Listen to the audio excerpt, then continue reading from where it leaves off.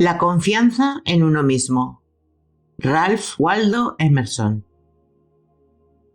Leía yo el otro día unos versos compuestos por un pintor de renombre que me resultaban originales, nada corrientes. Sea cual sea el asunto, el espíritu siempre percibe una advertencia en esta clase de versos. El sentimiento que infunden tiene más valor que las ideas que contienen.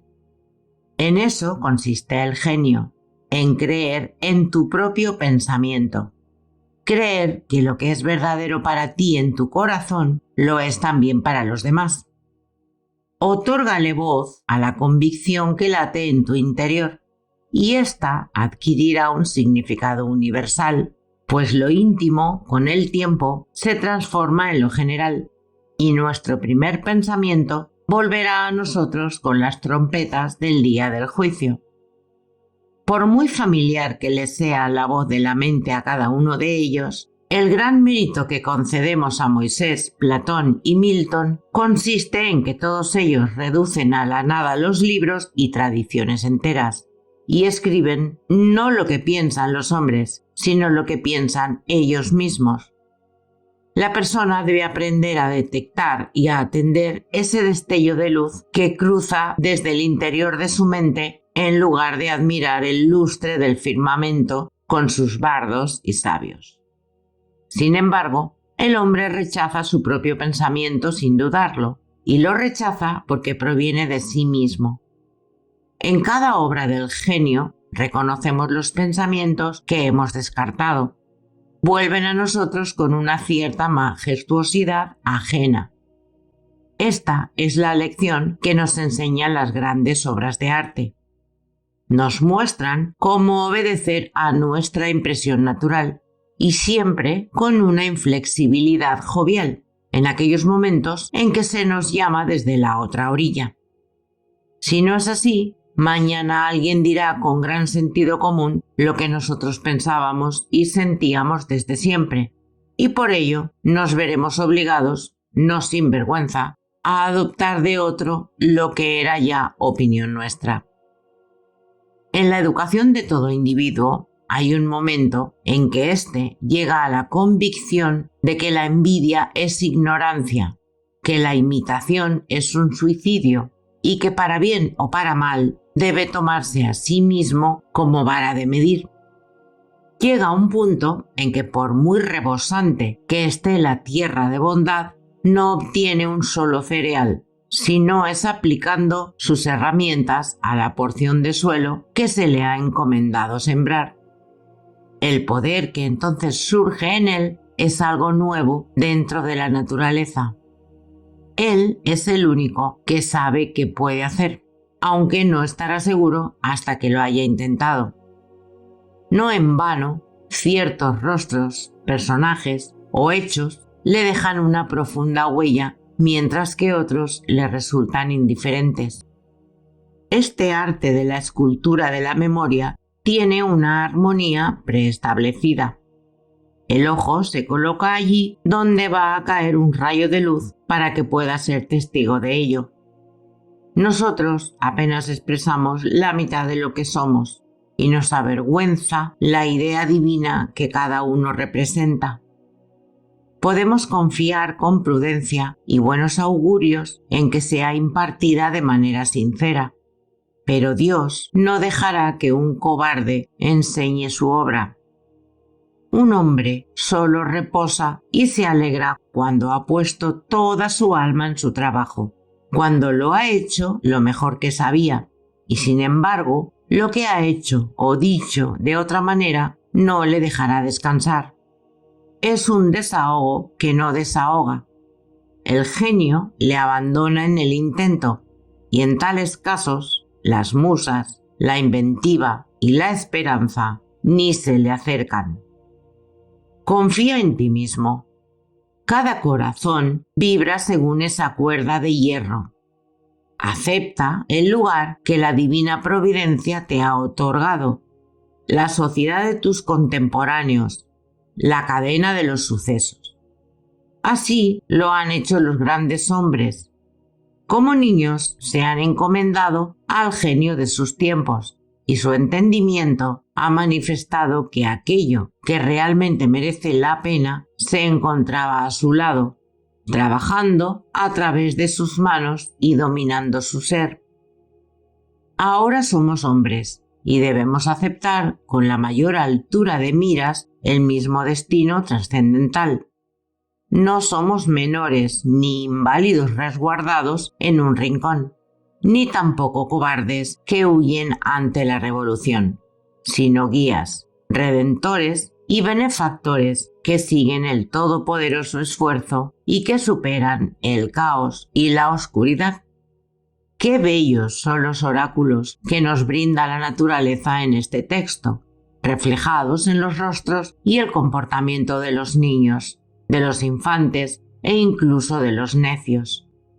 Ninguno de ellos muestra una mente dividida y rebelde, ni desconfianza hacia los sentimientos propios cuando la aritmética valora las fuerzas y medios contrarios a nuestro propósito.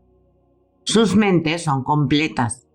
Su mirada todavía no ha sido conquistada, y cuando miramos sus rostros nos desconcertamos. La infancia no se aviene a nada. Todas las cosas se adaptan a ella. Y así un bebé hace que 4 o 5 adultos parloteen y jueguen con él. Igualmente, Dios ha dotado a la juventud, la pubertad y la madurez con idéntica picardía y encanto. Las ha hecho envidiables y graciosas. Y de ese modo, cuando alcanzan firmeza sus pretensiones, no deben dejarse de lado. No penséis que la juventud carece de fuerza porque no nos hable directamente. Prestadle atención. Si escucháis en la habitación de al lado su voz, os llegará con suficiente claridad y vehemencia. Parece que sabe dirigirse a sus contemporáneos. Sea tímida u osada, sabrá cómo convertirnos a todos los adultos en algo innecesario. Esa impasibilidad del joven, que sabe que siempre tiene un plato caliente en su mesa y que, como si se tratase de un señor, declina decir algo amable para ganarse nuestra admiración, no deja de ser una sana actitud de la naturaleza humana. Un joven en un salón es lo mismo que una baraja en una casa de juegos. Independiente, irresponsable, mira desde mi rincón a las gentes y las cosas que pasan por allí. Los juzga a todos según sus méritos y con la rapidez del niño los califica con buenos, malos, interesantes, tontos, elocuentes o pesados. Para nada le interesan las consecuencias ni los intereses. Nos da un juicio independiente y genuino. Debes cortejarle tú, no él a ti. Sin embargo, el adulto es, por así llamarlo, prisionero de su propia conciencia. En el momento que actúa o habla para el público, se convierte en un individuo comprometido, analizado según la simpatía o el odio de centenares de otras personas cuyos afectos deben tener en cuenta a partir de ahora. No hay remedio para eso. Ojalá pudiese regresar a la neutralidad. Quien pueda dejar atrás las promesas y después de haber tenido la perspectiva anterior pueda mirar de nuevo desde una inocencia sin afectos, prejuicios ni sobornos, ese debe ser un coloso. Dará su opinión acerca de todos los asuntos pasajeros, los cuales, al parecer, no como algo personal sino necesario, se clavarán como dardos en el corazón del ser humano y le atemorizarán. Hay voces que podemos oír en soledad, pero que se desvanecen en cuanto ponemos un pie en el mundo. En todas partes, la sociedad se convierte en una conspiración contra la individualidad de cada uno de sus miembros. No es más que una sociedad anónima en la que, para asegurar mejor el plan de cada accionista, sus integrantes se ponen de acuerdo para quitar la libertad y la cultura a los comensales. La virtud más solicitada es la conformidad. La confianza en uno mismo es su antagonista. Esa sociedad no valora las realidades ni los creadores, sino los nombres y las costumbres. Aquel que quiera ser un hombre habrá de ser un inconformista. Quien desee ganarse las palmas inmortales no debe detenerse ante el hombre de la bondad, sino que debe explotar si de verdad eso es bondad. Al final, nada hay más sagrado que la integridad de tu propia inteligencia. Si te absuelves a ti mismo, entonces tendrás el apoyo del mundo entero. Recuerdo que una vez, siendo yo joven, tenía que dar respuesta a un estimado tutor que no paraba de importunarme con las viejas doctrinas de la Iglesia. Le pregunté: ¿qué tengo que hacer con las tradiciones sagradas si vivo enteramente desde mi interior? Mi compañero sugirió que esos impulsos pueden venir de lo más bajo y no de lo más alto. Yo le contesté: no creo que así sea, pero si soy hijo del diablo, entonces viviré de él. No hay ley que pueda ser más sagrada que la de mi propia naturaleza. El bien y el mal no son más que conceptos que fácilmente transferimos a esto o aquello, pero lo único bueno es lo que prolonga mi naturaleza y lo único malo es lo que va en contra de ella. Un ser humano debe estar al lado de sí mismo ante cualquier oposición, como si todas las cosas fuesen inmateriales y efímeras excepto él. Me avergüenza pensar con qué facilidad capitulamos ante las banderas y las palabras, ante grupos numerosos e instituciones muertas. Cada individuo decente y persuasivo me afecta y me conmueve más que aquello que resulta correcto. Yo mismo debería caminar erguido y con energía, y debería decir la verdad sin importar las circunstancias. ¿Debemos permitir que la malicia y la vanidad se disfracen de filantropía? Si un fanático se lanza a la lucrativa causa del abolicionismo y se me acerca para contarme las últimas noticias sobre Barbados, no sé por qué no debería decirle: dedica tu amor a tus hijos. También a los leñadores del bosque: ten una buena naturaleza y sé modesto. Alcanza la gracia y no trates de barnizar esa ambición cruel y poco caritativa que tienes con una inverosímil ternura hacia camaradas que están a miles de millas de aquí. El amor por lo lejano es un insulto hacia tu país. Semejante recibimiento sería sin duda áspero y descarnado, pero la verdad es más bella que el cariño fingido. Vuestra bondad ha de tener espinas, o de lo contrario no será nada. La doctrina del odio debe invocarse como contrapunto a la doctrina del amor cuando ésta consiste en quejidos y lloriqueos. Cuando el genio llama mi nombre, dejo de lado a mis padres, a mi mujer y a mis hijos. Podría escribir la palabra capricho en el dintel de la puerta, aunque espero que haya algo más que capricho en esto. Pero no podemos gastar todo el día en dar explicaciones. Yo no os diré el motivo por el que busco o evito tener compañía. Igualmente, no me digáis vosotros, como hizo hoy mismo un buen hombre, que es mi obligación mejorar la situación de todos los pobres. ¿Acaso son mis pobres? Yo le digo al filántropo estúpido que solo a regañadientes puedo darle $1 o 1 centavo a aquellos que me pertenecen tan poco como yo les pertenezco a ellos. Si existe una clase de personas a las que me vendo y a las que compro, por afinidad espiritual. Si fuese necesario, iría a la cárcel por ellas. Sin embargo, aunque confieso que no sin sonrojo que en ocasiones cedo y doy $1 para esa extraña caridad popular vuestra, para lugares de encuentro que ahora mismo no sirven para nada, para dar limosnas a los necios y a millares de casas de auxilio, Es cierto que se trata de un dólar envenenado que las más de las veces tengo la integridad de ahorrarme. Según la apreciación popular, las virtudes son más una excepción que una regla. Ahí va un hombre con virtudes. Las personas llevan a cabo lo que se llama una buena acción, ya sea un acto de coraje o de caridad, de la misma manera que pagan una multa por no haber aparecido en la exhibición diaria.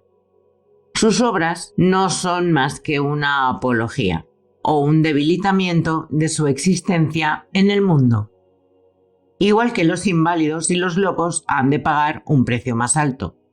Sus virtudes son realmente una carga. Yo no quiero expiar mi culpa, quiero vivir. Mi vida tiene valor por mí misma. No está hecha para el espectáculo. La preferiría mucho antes que fuese menos variada, pero genuina y equilibrada, que rutilante e insegura. Quiero que sea firme y dulce, que no necesite dietas ni transfusiones. Te pido que me muestres ante todo que eres un hombre, pero rechazo que lo hagas recurriendo a las acciones. Yo ya he aprendido que es lo mismo llevar a cabo una acción elevada que renunciar a ella. No puedo consentir el tener que pagar por un privilegio al que tengo derecho por naturaleza. Por muy escasos y limitados que sean mis talentos, yo existo y no necesito el testimonio secundario mío o de mis compañeros. Todo lo que debo hacer es aquello que me concierne, no lo que los demás creen. Esta regla, que resulta tan dura en la existencia real como en la vida intelectual, funciona como distinción entre la grandeza y la mezquindad, y más dura resultará cuando os topéis con quienes dicen saber mejor que tú cuál es tu obligación. En sociedad es fácil vivir de la opinión de los demás, mientras que en soledad es fácil vivir de la nuestra propia. No obstante, un gran hombre es aquel que cuando está en medio de la multitud sabe salvaguardar la independencia de la soledad con perfecta gracia. La objeción principal a someterse a costumbres que ya os parecen muertas es que dispersan vuestras fuerzas, os hacen malgastar el tiempo y difuminan la huella de vuestro carácter. Si sustentas a una iglesia muerta o cooperas con una sociedad basada en una Biblia muerta, o votas a un gran partido, ya sea a favor o en contra del gobierno, o pones tu mesa como lo haría una mera sirvienta, entonces me resultará difícil descubrir qué clase de persona eres bajo tantas máscaras. Además, obviamente, toda esa fuerza se resta de tu vida auténtica. Si por el contrario haces tu trabajo, sabré reconocerte. Haz tu trabajo y te reforzarás a ti mismo. La persona ha de saber que la conformidad es el juego de la gallinita ciega. Si conozco a qué secta perteneces, conozco tus argumentos de antemano. Cuando oigo a un predicador anunciar que el tema de su sermón será la conveniencia de una de las instituciones de la Iglesia, inmediatamente sé que no va a decir ni una sola palabra nueva y espontánea.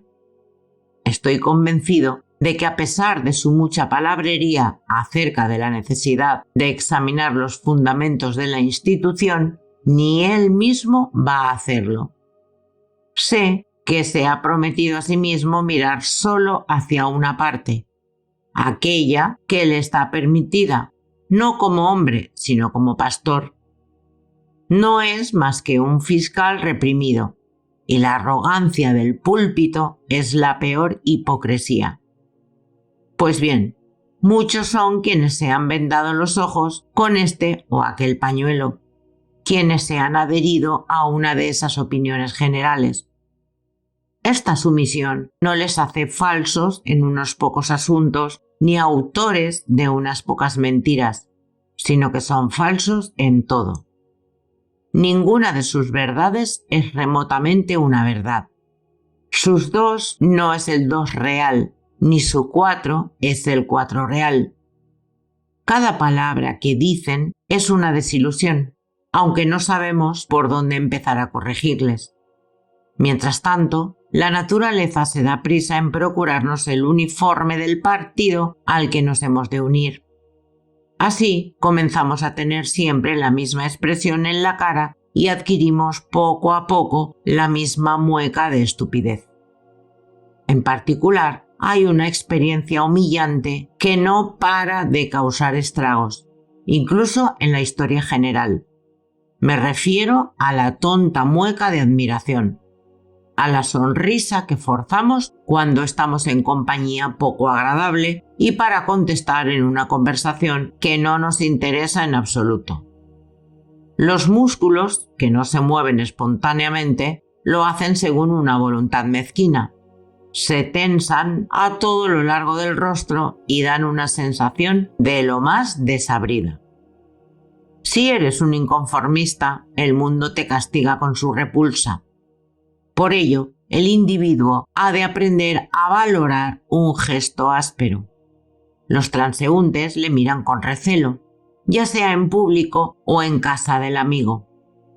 Si esta aversión tuviese origen en un odio o una resistencia iguales a las suyas, bien haría en volverme a casa con el rostro triste.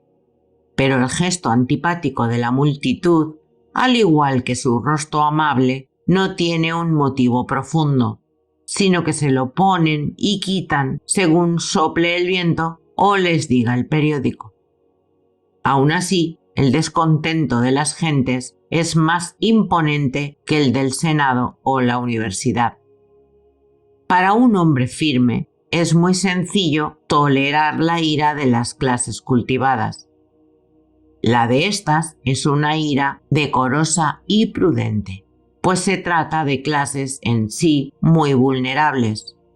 Sin embargo, cuando a esa ira femenina se añade la indignación de las demás gentes, cuando se levantan los pobres y los ignorantes, cuando la fuerza bruta e irreflexiva que yace en el fondo de la sociedad ruge y se alza, hacen falta unos hábitos de la magnanimidad y la religión dignos de un dios para tratarla como una fruslería sin importancia. El otro temor que nos hace huir de la confianza en nosotros mismos es nuestra coherencia. Esto es, el respeto hacia los actos y palabras del pasado. Los ojos ajenos no tienen más datos para valorar nuestra trayectoria que los hechos pasados, y somos reacios a defraudarlos. A pesar de todo, ¿por qué deberíamos mantener la cabeza sobre los hombros? ¿Cómo arrancar este cadáver de la memoria sin contradecir algo que dijiste en este o aquel lugar? Imagínate que te contradices. ¿Qué pasa entonces? Una de las reglas de la sabiduría parece ser el no guiarse solamente por la memoria, ni siquiera en actos de pura memoria, sino juzgar el pasado a través del millar de ojos del presente y vivir siempre un día nuevo. En tu metafísica has privado de personalidad a la deidad y, sin embargo, cuando surjan los sentimientos devotos en el alma, dótales de alma y vida, aunque tengas que disfrazar la figura de Dios con colores y formas. Abandona tu teoría igual que José dejó su capa sobre la adúltera y márchate.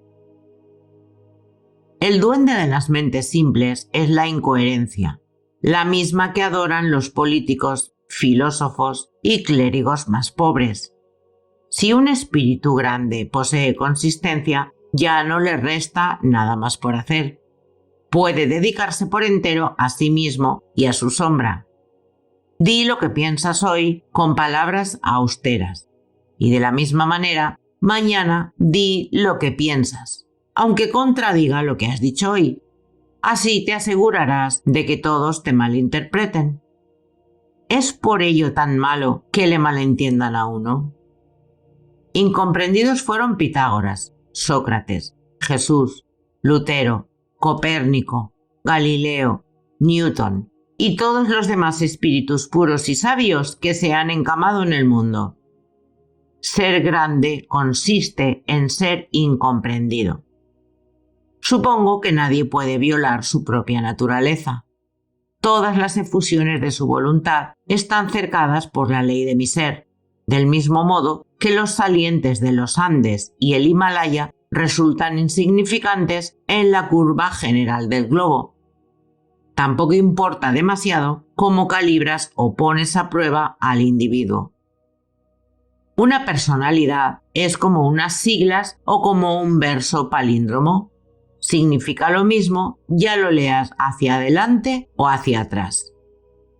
En esta existencia deliciosa y retirada que Dios me ha concedido, me permito ir anotando mis humildes pensamientos día tras día sin mirar hacia adelante o hacia atrás.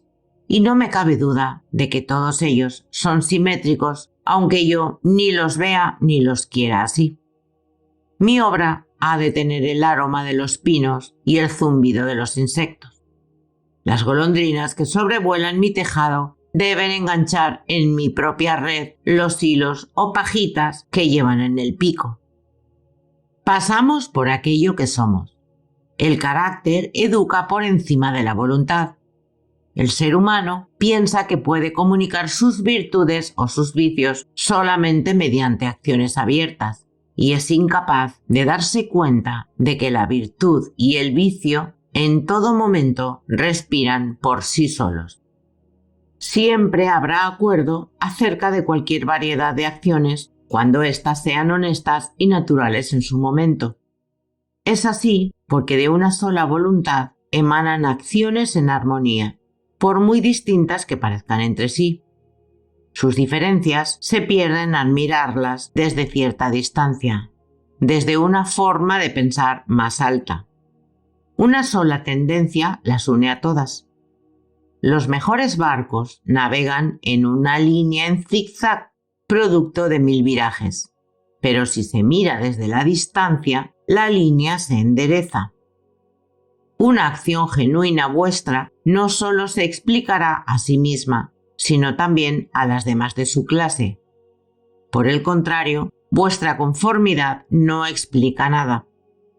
Actuad de manera individual y todo lo que hayáis hecho de ese modo os justificará.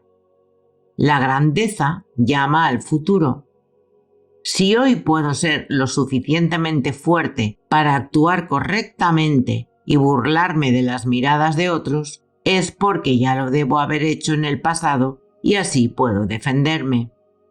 Sea como fuere, actúa bien en este momento.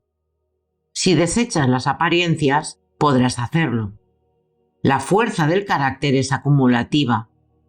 Los días virtuosos del pasado obran su fuerza en el presente. ¿De qué si no se compone la majestuosidad de los héroes del Senado y de la campaña que tanta imaginación ha colmado? La conciencia de tener detrás de sí todo un tren de días memorables y de victorias, días que arrojan una luz informe sobre aquel que viene a actuar después y al cual vigila una escolta de ángeles. Eso es precisamente lo que enciende el trueno en la voz de Chatham, lo que otorga dignidad al porte de Washington y lo que hace que América se refleje en los ojos de Adams.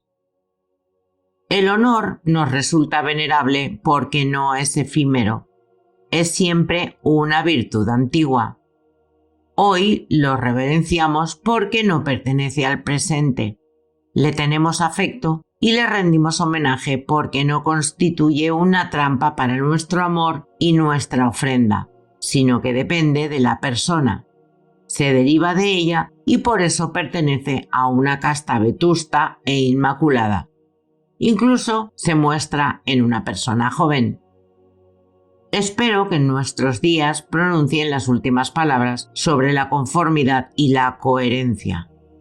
A partir de aquí, dejad toda esa palabrería para las revistas y la mofa. En lugar de oír el gong de la comida, percibamos el silbido de un flautín espartano.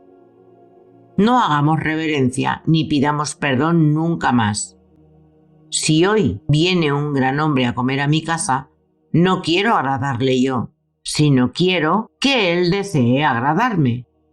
Yo representaré a la humanidad, y aunque quiero hacerla amable, antes quiero hacerla verdadera. Encaremos y frenemos la sutil mediocridad y la escuálida felicidad de los tiempos. Lancémosle a la cara a las modas, al comercio y a los oficios el hecho incontestable de la historia: que allí donde trabaja cada ser humano hay un pensador y actor noble y responsable, que el hombre verdadero no pertenece a ningún otro lugar ni época, sino que es el centro de las cosas. Allí donde está él está la naturaleza. Nos valora a nosotros, a todos los hombres y todos los hechos. De ordinario, cada individuo de la sociedad nos recuerda algo o a alguien. La personalidad y la realidad no evocan nada en absoluto, pues toman el lugar de la creación misma. El ser humano ha de tener tal magnitud que convierta las circunstancias en algo irrelevante. Cada hombre auténtico es una causa, una nación y una era. Precisa de un espacio, de números y tiempo infinitos para conseguir su propósito, de modo que la posteridad parecerá seguir sus pasos como una retahíla de clientes. Nace alguien llamado César, y durante siglos tenemos el Imperio Romano. Nace Cristo y millones de almas crecen y se aferran a su genio de tal manera que se le llega a confundir con la virtud misma y con el potencial de la humanidad. Una institución es la sombra alargada de un individuo. La vida monacal lo es del eremita Antonio, la reforma de Lutero, el cuaquerismo de Fox, el metodismo de Wesley, el abolicionismo de Clarkson. El propio Milton se refería a Escipión como la cumbre de Roma. Toda la historia se despliega a partir de la biografía de unas pocas figuras sólidas y austeras. Dejad entonces que el individuo encuentre su propia valía, y así mantendrá todas las cosas bajo su dominio.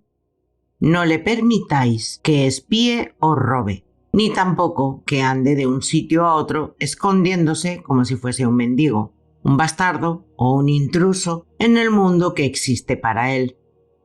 Sin embargo, el hombre de la calle, que no encuentra en su interior un valor que se corresponda con la fuerza necesaria para construir una torre o esculpir un dios de mármol, se siente como un desheredado cuando mira obras semejantes.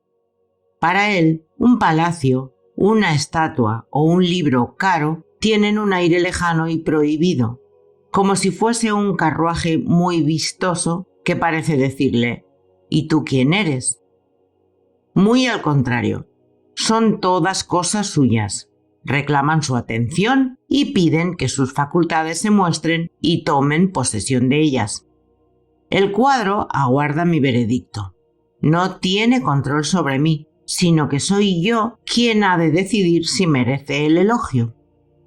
Recordad aquella fábula en la que cogían a un borracho de la calle, lo llevaban a una casa de un duque, lo aseaban y vestían y después le metían en la cama de éste, tras lo cual, a la mañana siguiente, todos le trataban con la pompa digna de un duque y le contaban que había estado fuera de sus cabales.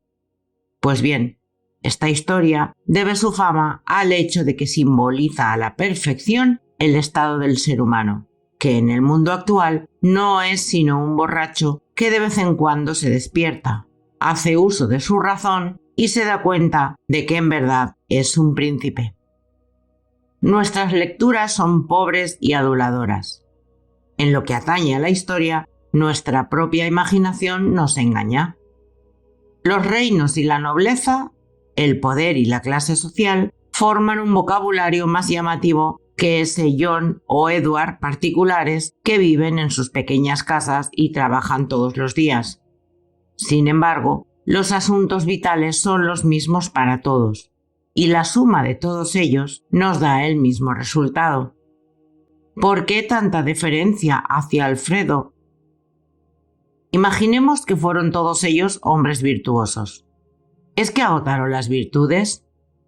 Lo que depende de tus actos privados hoy es tan grande como lo que aquellos dejaron tras sus célebres pasos públicos.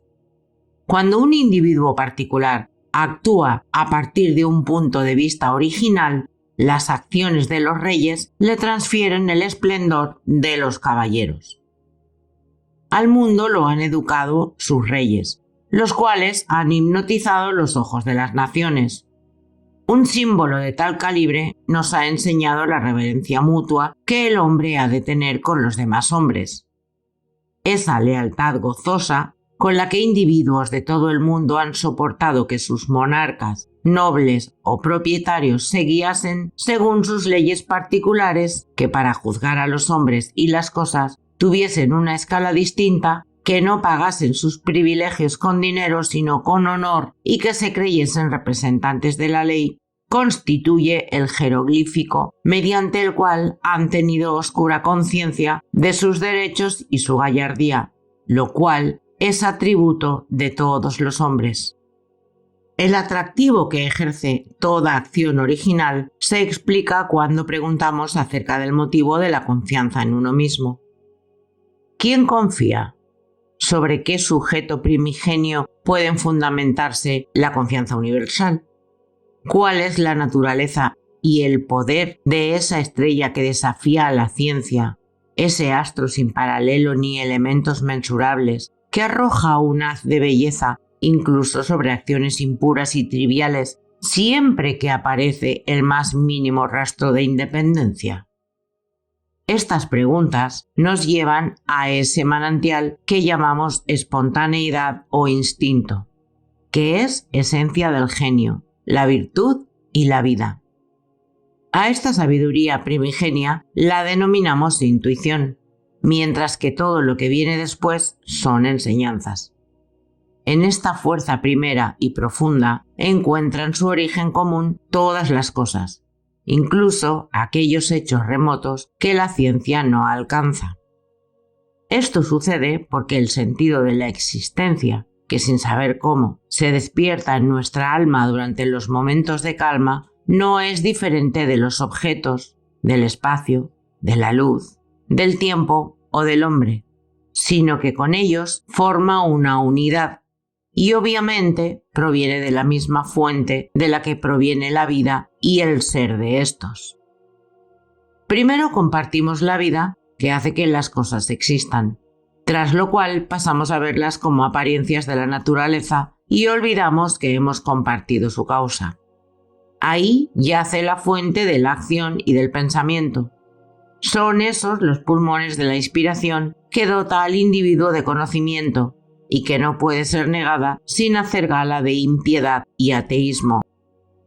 Nos hallamos en el regazo de una inteligencia inconmensurable que nos hace receptores de su verdad y de sus medios de acción. Cuando discernimos la justicia o la verdad, no lo hacemos por nosotros mismos, sino que estamos dejando paso a sus rayos de luz. Si nos preguntamos de dónde procede, si tratamos de fisgonear en el espíritu que la origina, toda la filosofía resultará errónea. Todo lo que podemos asegurar es su presencia o su ausencia. Cada persona distingue los actos voluntarios de su mente de sus percepciones involuntarias y sabe que debe tener una fe inquebrantable en las segundas. Podrá equivocarse en su expresión, pero sabe que éstas son de tal manera y no admiten discusión, como el día y la noche. Mis acciones voluntarias y mis hallazgos son pasajeros. Por el contrario, es el sueño más espontáneo, la emoción más simple y vaga, quienes guían mi curiosidad y mi respeto. La gente atolondrada es la que contradice con la misma facilidad sus percepciones y sus opiniones, pues no distinguen entre ambas. Se imaginan que soy yo quien elige percibir esto o aquello. Antes bien, la percepción no es caprichosa, sino obligatoria. Si yo veo un rasgo distintivo, después también mi hijo lo verá. y con el paso del tiempo lo hará la humanidad entera, a pesar de que nadie lo haya visto antes que yo. Mi percepción es un hecho tanto como lo es el sol. Las relaciones entre el alma y el espíritu divino son tan puras que constituye una profanación el tratar de interponer entre ellas ayuda de especie alguna. Cuando Dios se dirige a nosotros, debe comunicarse, debe decir no una cosa, sino todas. Debe llenar el mundo con su voz y debe esparcir la luz, la naturaleza, el tiempo y las almas desde el corazón del pensamiento actual para así dar al mundo un tiempo y una creación nuevas. Allí donde hay una mente simple que recibe la sabiduría divina, los asuntos viejos se desvanecen. Caen medios maestros, textos y templos. Allí vive el ahora y absorbe el pasado y el futuro en el momento actual. Todas las cosas que se relacionan con ella, sean de la naturaleza que sean, se tornan sagradas. La causa de las cosas disuelve a éstas, y los milagros particulares desaparecen en un milagro universal. Así pues, nunca creáis a aquel que dice conocer a Dios y hablar con él, pues te remonta al vocabulario de alguna vieja nación, a otro mundo. ¿O es que la bellota es mejor que el roble, si esta es la consumación de aquella? ¿Es el padre mejor que el hijo al que ha llegado su ser ya maduro? ¿Por qué, pues, tanta idolatría hacia el pasado? Los siglos no hacen sino conspirar contra la sensatez y la autoridad del espíritu. El tiempo y el espacio no son más que matices de color creados por el ojo, mientras que el alma es la luz. Donde llega ésta, se abre el día. Donde deja de estar, llegó la noche. Y en todo aquello, la historia no es más que una impertinencia y un agravio, y eso admitiendo que es algo más que una jubilosa apología o una parábola de mi ser y mi devenir. El hombre es tímido y no cesa de pedir disculpas. Ya no camina erguido ni se atreve a decir yo pienso o yo soy, sino que se limita a citar a algún santo o erudito. Siente vergüenza ante una brizna de hierba o una rosa en flor. Estas rosas que brotan bajo mi ventana no hacen referencia a otras anteriores ni mejores. Son las que son. Existen con Dios en este día. Para ellas no existe el tiempo. Solo está la rosa, que es perfecta en cada instante de su existencia. Antes de que florezca un capullo, su vida al completo entra en acción. En la flor ya no hay nada más, mientras que en la raíz desnuda yace todo. En todo momento su naturaleza queda satisfecha, al igual que ella satisface a la naturaleza. Sin embargo, el hombre no hace más que posponer o recordar. No vive en el presente. Bien sus ojos sienten nostalgia del pasado, bien anda de puntillas tratando de adivinar el futuro e ignorando las riquezas que le rodean. No puede ser dichoso ni fuerte hasta que viva con la naturaleza en el presente, más allá del tiempo.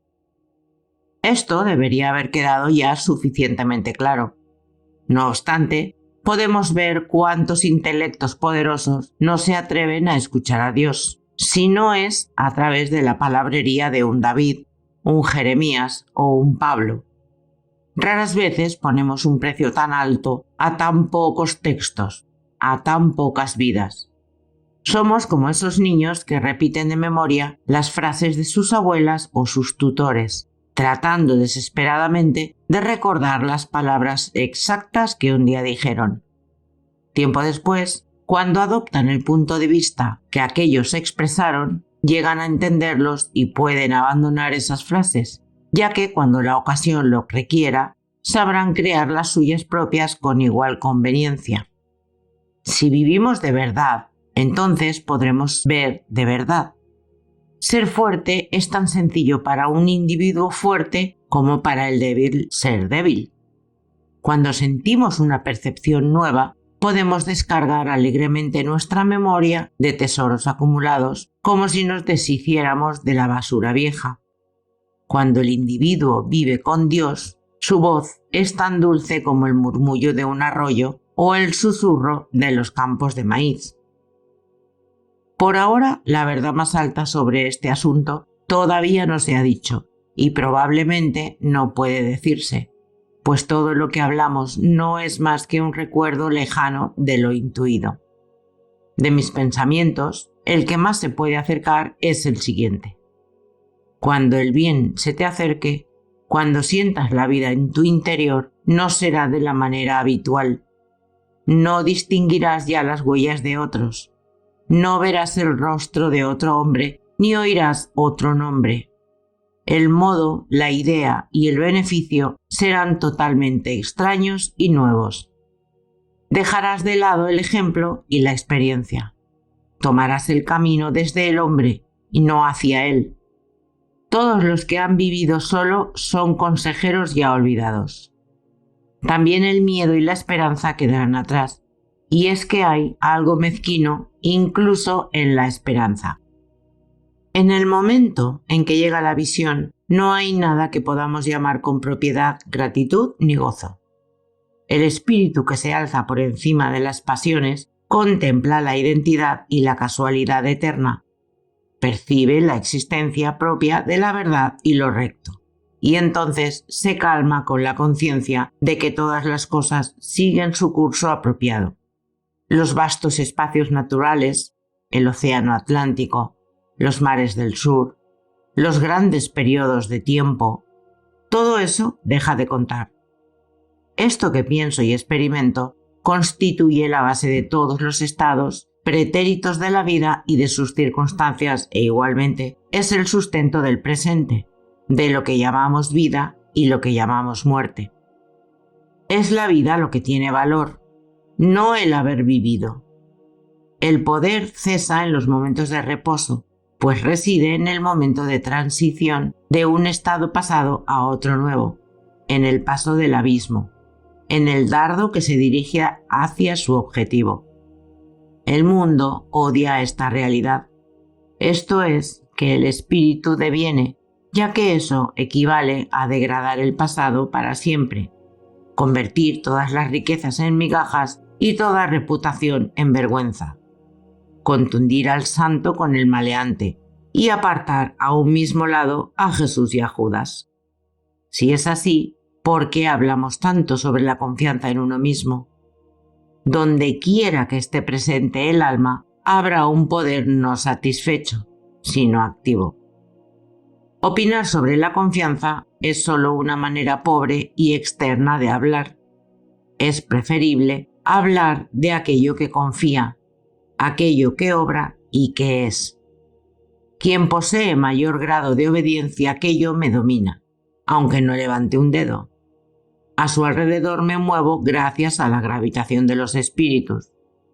Cuando hablamos de una virtud eminente, nos la imaginamos como algo retórico. Todavía no hemos sido capaces de advertir que la virtud significa altura, que por las leyes de la naturaleza, un hombre o una compañía de hombres, maleables y permeables a los principios, deben conquistar y gobernar sobre todas las ciudades, las naciones, los reyes, los millonarios y los poetas que carecen de esa naturaleza. Con todo, todavía somos una muchedumbre. El hombre no siente temor hacia sí mismo, ni a su genio se le aconseja que se quede en casa, que se ponga en contacto con el océano interior. Al contrario, se marcha al extranjero para mendigar un vaso de agua de las fuentes de otros. Debemos caminar solos. Prefiero sentir el silencio que inunda la iglesia antes del servicio por encima de cualquier oración. Qué lejanas, qué serenas y castas parecen las personas rodeadas por un recinto o santuario. Sentémonos nosotros siempre. ¿Por qué deberíamos asumir los errores del amigo, la esposa, el padre o el hijo? ¿Es porque nos sentamos alrededor del mismo fuego o porque se dice que por nuestras venas corre la misma sangre? Todos los hombres tienen mi sangre, y yo tengo la de ellos, y no por eso voy a adoptar su misma postura ridícula y petulante, pues incluso llego hasta el punto de sentir vergüenza ajena. Vuestra soledad no debe ser mecánica, sino espiritual, es decir, debe ser una elevación. Hay ocasiones en que se diría que el mundo parece confabularse para importunarnos con minucias cargadas de pompa.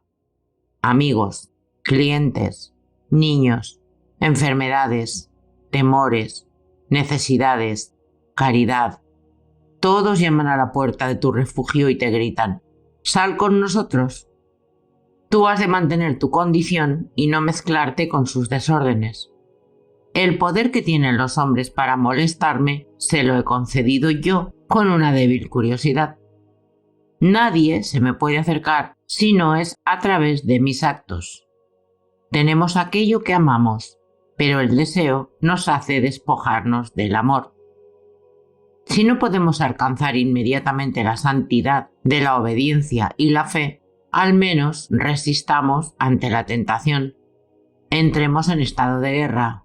Levantemos a Thor, el coraje y la constancia.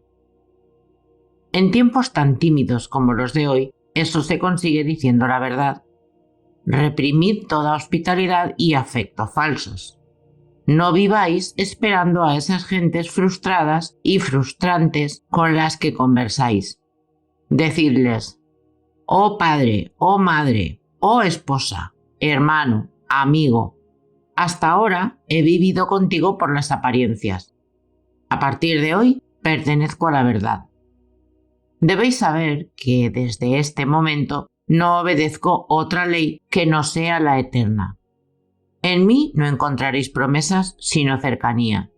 Me esforzaré por alimentar a mis progenitores, por mantener a mi familia y por ser digno marido para mi esposa.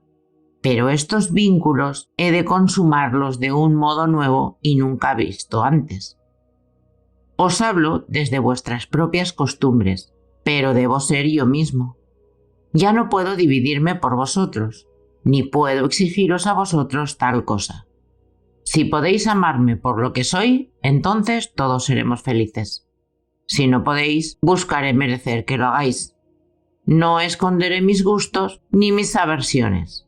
Confiaré tanto en todo lo que es profundo, que es tan bien sagrado, que no escatimaré fuerzas en hacer aquello que el corazón me señala y me deleita interiormente. Si nuestros jóvenes fracasan en sus primeras labores, perderán la esperanza. Si un joven mercante falla, le dicen que está arruinado. Si transcurrido un año de haberse graduado, el mejor de nuestros cerebros universitarios no consigue que le metan en una oficina de los alrededores de Boston o Nueva York, tanto a él como a sus amigos les parecerá bien justificado que éste se desmoralice y se queje durante el resto de sus días. No resulta difícil comprobar que una firme confianza en uno mismo ha de provocar una revolución en todas las funciones y vínculos del individuo, en su religión, su educación, sus ambiciones, su modo de vida, sus alianzas, sus propiedades y sus reflexiones. ¿A qué oraciones se entregan los hombres? Esto, que se llama oficio sagrado, tiene poco de valiente y de varonil. La oración mira hacia afuera y reclama que una virtud ajena aporte un complemento también ajeno, y para ello se pierde en un embrollo infinito acerca de lo natural y lo sobrenatural, lo meditativo y lo milagroso. Un rezo que implora una comodidad particular, cualquier cosa que no sea el bien universal, está corrompido. La oración es la mirada sobre los hechos vitales desde el punto de vista más alto. Es el soliloquio de un espíritu contemplativo y jubiloso. Es el espíritu de un Dios que aprueba su propia obra. Sin embargo, cuando la plegaria tiene como objetivo un fin privado, se transforma en una mezquindad y un robo, ya que supone una dualidad y no una unidad en la naturaleza y en la conciencia. En cuanto el individuo se une a Dios, deja de mendigar. En este momento es capaz de ver una oración en todas las acciones. la del campesino que se arrodilla en el campo para quitar la mala hierba, o la del remero que también se arrodilla a la llamada de su timonel. Son plegarias de verdad, que se pueden escuchar a lo largo y ancho de toda la naturaleza, si bien, en este caso, buscan objetivos sencillos. En la obra Bonduca, de Fletcher, cuando el personaje de Catarath le advierte que debe conocer los pensamientos del dios Andater, responde: su significado oculto yace en nuestros esfuerzos. Nuestros valores son los mejores dioses. Nuestros lamentos son otro tipo de plegarias falsas. El descontento es la carencia de confianza en uno mismo, una enfermedad de la voluntad. Lamentad las calamidades si con ello podéis ayudar a quien las sufre. Si no es así, aplicaos a vuestra tarea y con ello comenzará a repararse el mal. Nuestra compasión es tan mezquina como el lamento. Acudimos a quienes lloran por tonterías. Nos sentamos a su lado y lloramos para acompañarlos, en lugar de mostrarles la verdad y la salud con descargas eléctricas que les pongan de nuevo en comunicación con su propio sentido común. El secreto de la fortuna está en la alegría de nuestras manos. Insiste en ti mismo. No imites jamás. En todo momento puedes presentar tu talento con la fuerza acumulada que otorga la labor de una vida. Por el contrario, el talento que se adopta de otros solo se posee de manera extemporánea e incompleta. Solo el hacedor puede decir lo que uno sabe hacer mejor. Nadie sabe qué es hasta que él se lo muestre. Si no, ¿dónde está el maestro que pudo enseñar a Shakespeare, a Franklin, Washington, Bacon, Newton? Todo gran hombre es único. El escipionismo de Escipión es precisamente la parte de la que no podemos apropiarnos. Shakespeare nunca emergerá del estudio de sus obras. Haz aquello que se te ha asignado y no podrás esperar ni arriesgarte demasiado. En este momento te aguarda una frase tan valiente y sublime como el escoplo de Fidias, la espátula de los egipcios o la pluma de Moisés o Dante, aunque distinta de todas ellas. No parece probable que un espíritu tan fértil y elocuente y con tantas voces distintas se digne a repetirte las cosas. Sin embargo, si puedes oír a estos patriarcas, podrás responderles con el mismo tono de voz, pues el oído y la lengua son dos órganos de una misma naturaleza. Habita en las regiones sencillas y nobles de tu vida. Obedece a tu corazón y llegarás a reproducir de nuevo el antemundo. Si nuestra religión, nuestra educación y nuestro arte dirigen la mirada al extranjero, lo mismo ocurre con el espíritu de nuestra sociedad. Todos los hombres alardean de haber contribuido al progreso de la sociedad, y sin embargo, el hombre no ha progresado nada. La sociedad no progresa nunca. Cuando avanza por un lado, es para retroceder por otro. Está en continua transformación. Es bárbara, civilizada, cristiana, opulenta o científica. Pero estos cambios no constituyen una mejora. Por cada cosa que se nos concede, tenemos que entregar algo. La sociedad se enriquece con artes nuevas a costa de perder instintos antiguos.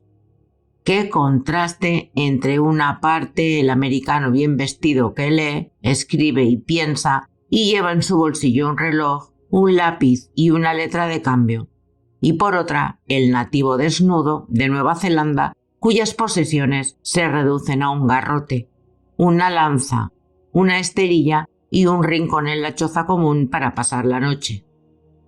No ha perdido su vigor primitivo. Si es cierto lo que dicen los viajeros. Golpead con un hacha a un salvaje y observaréis que sus heridas se cierran en 1 o 2 días, como si hubieseis descargado sobre una resina blanda, mientras que un golpe semejante llevará al hombre blanco directamente a la tumba. El hombre civilizado construye carruajes, pero ha abandonado el uso de los pies. Podrá apoyarse en las muletas, pero ha perdido la potencia de los músculos. Lleva un precioso reloj suizo, pero ha olvidado cómo averiguar la hora valiéndose del sol. Podrá encontrar información fiable en su almanaque náutico de Greenwich, pero el hombre de la calle desconoce las estrellas del cielo. No contempla el solsticio y del equinoccio apenas sabe nada. El radiante calendario del año no tiene indicador en su mente. Su agenda debilita su memoria. Las bibliotecas son una carga para su ingenio. Las casas de seguros hacen que aumente el número de accidentes. Y cabe preguntarse si la tecnología no nos estorba demasiado. Si con el refinamiento no habremos perdido fuerza y también algo de empuje de la virtud natural por culpa de un cristianismo atrincherado en sus formas e instituciones. Y es que cada estoico era un estoico. Pero en la cristiandad, ¿dónde está el cristianismo? No hay desviación mayor en la ley moral que la que afecta a la altura o el volumen. Hoy día los hombres no son más grandes que los de antes. Puede observarse una extraña igualdad entre los hombres ilustres de la antigüedad y los de ahora. Ni toda la ciencia, ni el arte, ni la religión, ni la filosofía del siglo XIX sirven para educar hombres más grandes que los héroes que creó Plutarco 23 o 24 siglos atrás. La casta no progresa con el tiempo. Foción, Sócrates, Anaxágoras y Diógenes fueron personajes de gran estatura, pero no hemos heredado de ellos ninguna clase social. A aquel que pertenece a su clase no se le suele llamar por el nombre de aquellos, sino que tiene el suyo propio, y es a su vez fundador de su propia institución. Las artes y los inventos de cada época constituyen el ropaje de las mismas, mas no fortalecen al individuo. Quizá el daño que causan las máquinas perfeccionadas compensarán sus bienes. Así pues, utilizad aquello que llamamos fortuna. Muchos son quienes juegan con ella y lo ganan todo o lo pierden todo. Depende de la rueda, pero tú has de entender que tales ganancias son ilícitas y debes desenvolverte en la causa y el efecto, que son los dignatarios de Dios. Trabaja y adquiere dentro de la voluntad, y así tendrás la rueda de la fortuna y no tendrás que temer sus giros. Una victoria política, una subida de los alquileres, la recuperación tras una enfermedad o el regreso del amigo ausente son hechos que nos colman de alegría y con buena lógica piensas que tras ellos han de venir días propicios. No te lo creas. Nada que no seas tú puede darte paz. Nada que no sea el triunfo de los principios.